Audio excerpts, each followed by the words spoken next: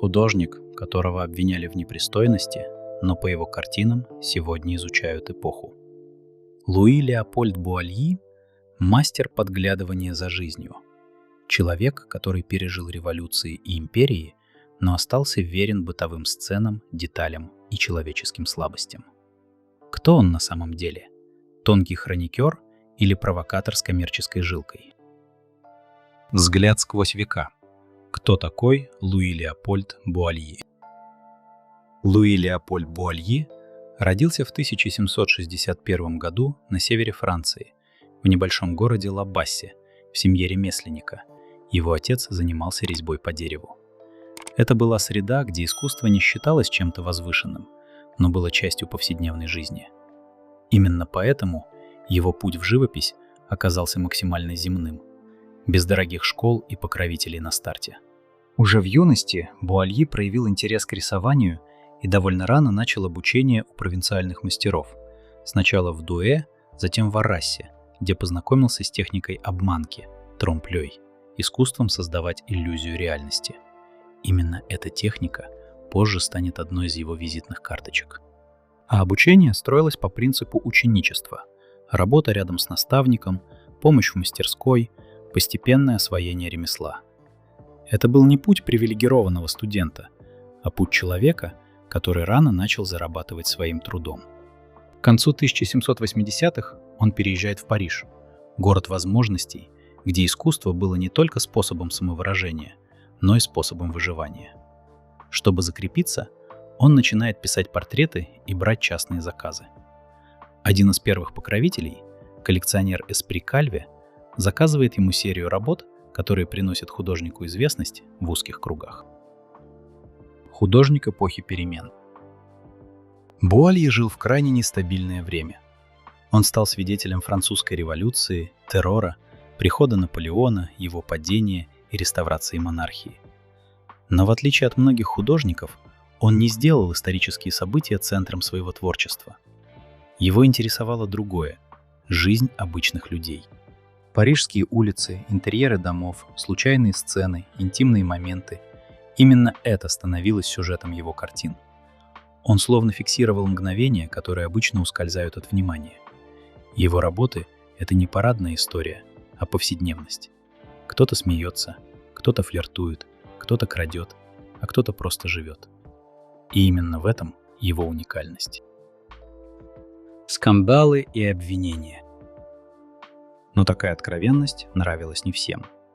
Некоторые современники обвиняли Буальи в непристойности. Его картины с поцелуями, обнаженными ногами, интимными сценами вызывали раздражение у более строгой публики. Особенно громким стало недовольство со стороны художника Виккара и революционных кругов, которые считали его работы слишком легкомысленными. Художнику даже пришлось защищаться. Чтобы избежать серьезных последствий, он демонстрирует свои патриотические работы, включая картины на революционные темы. Это был своеобразный компромисс, доказательство того, что он на стороне эпохи.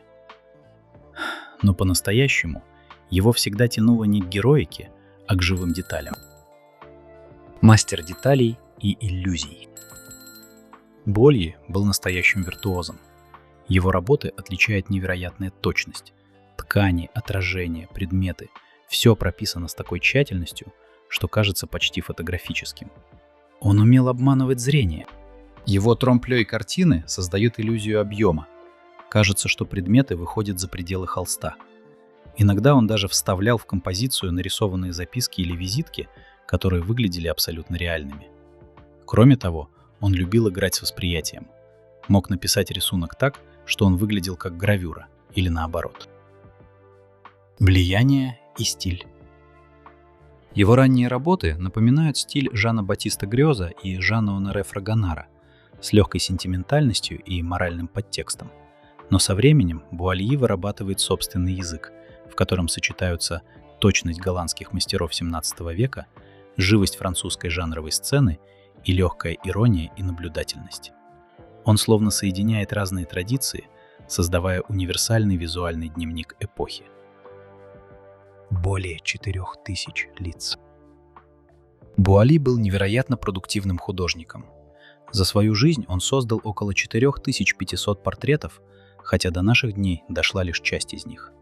Его портреты — это не просто изображения людей, а настоящие исследования характера.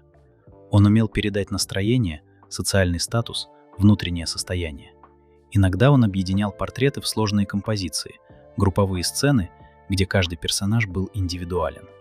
Это роднит его с традициями голландской и английской живописи. Семья и личная жизнь.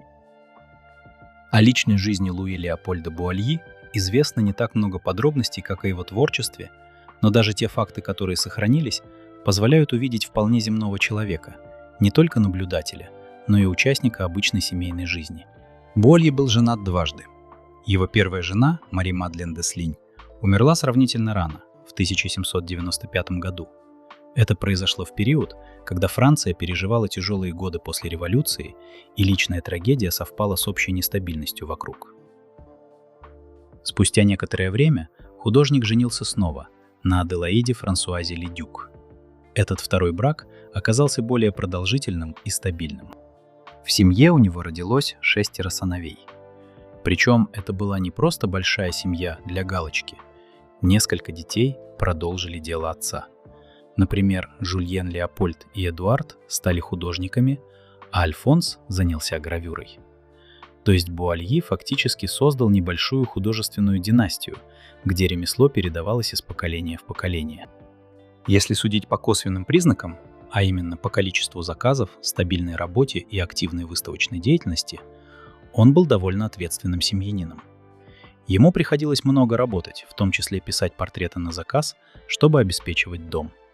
Это объясняет и его невероятную продуктивность.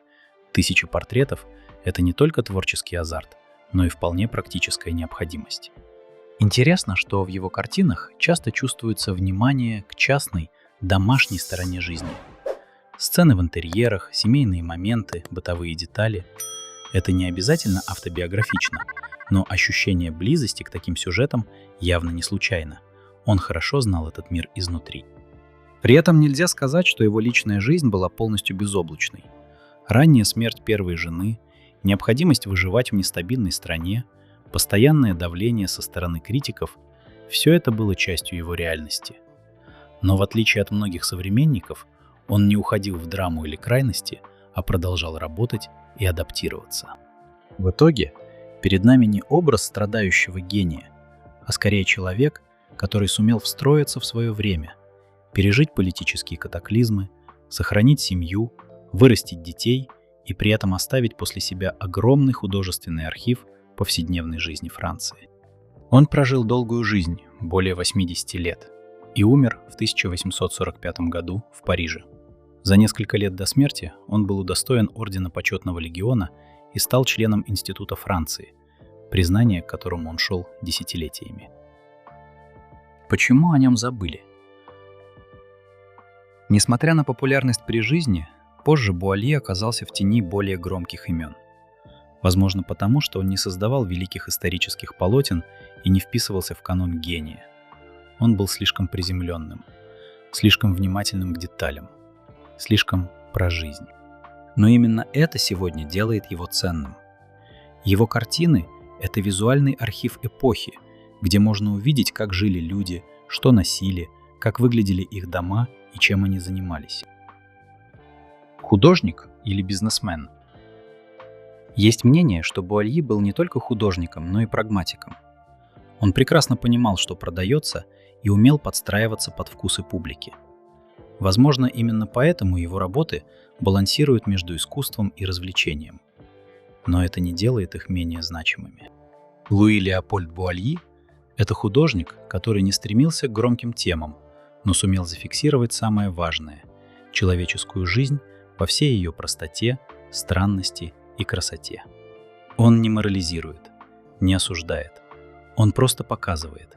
И, возможно, именно поэтому его картины до сих пор цепляют, потому что в них легко узнать себя.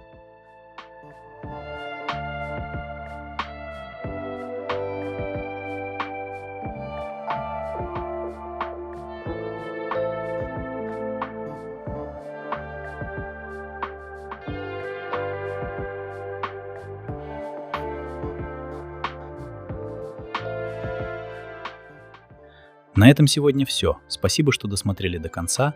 Ваша поддержка в виде лайка и подписки помогает каналу развиваться. Если у вас есть возможность поддержать проект материально, ссылка на донат в описании. А для тех, кто, как и я, не представляет жизнь без творчества, обязательно загляните на alebrio.ru. Это крутая площадка, где можно найти и купить работы современных авторов напрямую. Поддерживайте живое искусство. До встречи в новых видео.